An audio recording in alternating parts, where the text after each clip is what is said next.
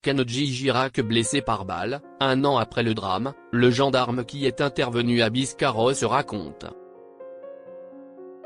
2 ans après le coup de feu qui a failli coûter la vie à Kenji Girac, l'un des premiers gendarmes dépêchés sur place, Éric Raoul, sort du silence.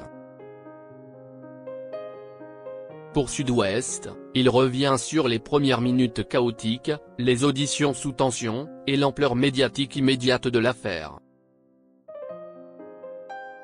Dans la nuit du 21 au 22 avril 2024, Kenji Girac avait été retrouvé grièvement blessé par balle au niveau du thorax, à Biscarrosse, sur un terrain de passage pour les gens du voyage.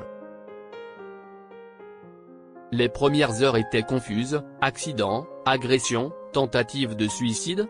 L'onde de choc avait été nationale et les spéculations allaient bon train. Mais ce n'est que 4 jours plus tard, lors d'une conférence de presse très attendue, que le procureur de Mont-de-Marsan avait levé le voile sur les circonstances du drame. Olivier Janson révélait alors que Kenji Girac s'était tiré une balle avec une arme achetée sur une brocante, dans le cadre d'une dispute amoureuse qui aurait mal tourné. Une simulation de suicide mal maîtrisée avait alors conclu le magistrat. La version était si détaillée, trop, selon les proches du chanteur, qu'elle avait déclenché l'incompréhension. Pourquoi dire autant, et si précisément, sur la vie privée d'un artiste encore sous le choc?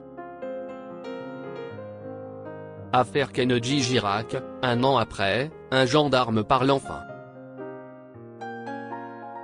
Pour la première fois depuis les faits, l'un des gendarmes présents cette nuit-là s'exprime publiquement. Il s'agit d'Éric Raoul, adjudant-chef expérimenté, qui a accepté de livrer son témoignage au journal Sud-Ouest. L'homme se souvient de l'appel d'urgence, de la course contre la montre et de la scène qu'il découvre à Biscarrosse. Je suis informé d'une intervention des secours pour une victime blessée par balle. Je me retrouve dans un camp de gens du voyage avec des personnes qui certifient qu'il ne s'est rien passé. La section de recherche de Pau vient en appui. La compagne du chanteur est présente, les proches sont là, inquiets et silencieux. Ça débute par une phase d'échange pour rassurer tout le monde et expliquer qu'on ne partira pas. Je prends le temps de dialoguer, de trouver le bon point d'entrée, la famille de la victime, pour créer un lien de confiance. Il faut aller plus loin que la seule fonction de gendarme, adopter une méthode plus fine dans les échanges et favoriser un rapport humain, explique le gendarme. Une atmosphère qui préfigurait déjà le déferlement médiatique à venir. Kenji Girac, une affaire hors norme dès les premières auditions. Ce que souligne Éric Raoul dans Sud-Ouest, c'est surtout la brutalité de l'emballement médiatique. Dès les premières auditions, il perçoit que l'affaire dépasse le simple fait divers: Kenji Girac, star populaire, blessé par balle dans des circonstances floues. L'histoire est trop parfaite pour ne pas capter l'attention. La semaine a été très longue. Mais, dès le mercredi après-midi, quand on auditionne la victime, on comprend qu'il n'y a rien de criminel.